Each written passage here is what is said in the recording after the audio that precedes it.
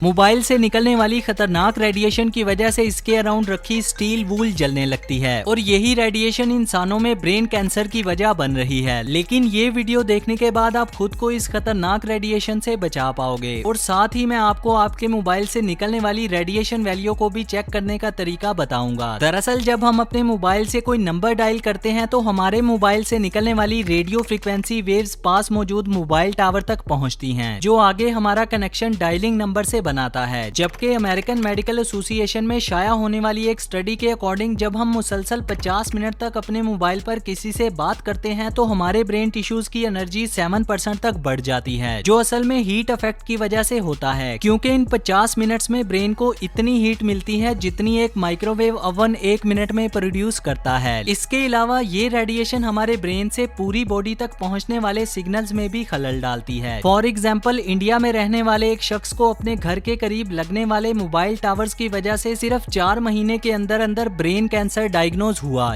Yes, say many individuals who've been diagnosed with cancer and who live in close proximity to cell phone towers. जो इसके घर से सिर्फ चंद feet के फासले पर लगे थे, जिससे आप साफ तौर पर इस खतरनाक रेडिएशन के ह्यूमन हेल्थ पर होने वाले असरात का अंदाजा लगा सकते हो। ये रेडिएशन असल में 2 तरह की होती है, जिसमें आयोनाइजिंग रेडिएशन और नॉन आयोनाइजिंग रेडिएशन शामिल है। और इसी में से आयोनाइजिंग रेडिएशन इंसानी सेहत के लिए, खास तौर पर ह्यूमन ब्रेन के लिए काफी नुकसानदेह है, जिसमें से ज्यादा मिकदार में इलेक्ट्रोमैग्नेटिक वेव्स निकलती हैं, जबकि एक्सरे मशीन और माइक्रोवेव ओवन से भी यही रेडिएशन निकलती है, क्योंकि इसकी फ्रीक्वेंसी बहुत ज्यादा हाई होती है। इसीलिए तो एक्सरे मशीन से निकलने वाली रेज हमारी हड्डियों को छोड़कर जिस्म से आर पार हो जाती हैं। वहीं इसके मुकाबले में नॉन आयोनाइजिंग रेडिएशन इतनी ज्यादा खतरनाक नहीं होती। इसीलिए तो रात को सोने से पहले अपने मोबाइल को 2 से 3 मीटर के फासले पर रखना चाहिए और ध्यान रहे कि आपका मोबाइल एयरप्लेन मोड पर ही रहे, जिसमें ये कम से कम अपना कनेक्शन मोबाइल टावर से बना पाएगा। इसके अलावा अपने फोन को डायरेक्टली अपने कानों से लगाकर नहीं सुनना चाहिए, बल्कि हमेशा ईयरफोन्स का इस्तेमाल ही करना चाहिए, ताकि ये कम से कम आपके ब्रेन के करीब आ सके। इसके साथ ही अपने मोबाइल को सामने की पॉकेट में भी नहीं रखना चाहिए, जिससे ये हमारे हार्ट पर कोई बुरा असर डाल सके। और सबसे जरूरी, अपने मोबाइल से निकलने वाली रेडिएशन की वैल्यू को चेक करने के लिए आपको ये कोड डायल करना है, जिसके बाद अगर मोबाइल इंटरफेस पर दिखने वाली वैल्यू 1.6 वाट पर किलोग्राम नजर आए तो मतलब रेडिएशन नॉर्मल है, और अगर वैल्यू इससे ज्यादा हो तो मतलब आपका मोबाइल नॉर्मल से ज्यादा रेडिएट हो रहा है, जिसे आपको फौरी चेंज करने की जरूरत है, वरना आपको भी डिफरेंट हेल्थ रिलेटेड इश्यूज का सामना करना पड़ सकता है। और हाँ, अगर वीडियो से थोड़ी सी भी वैल्यू मिली हो तो वीडियो को शेयर करते हुए एक लाइक और चैनल को सब्सक्राइब जरूर करना।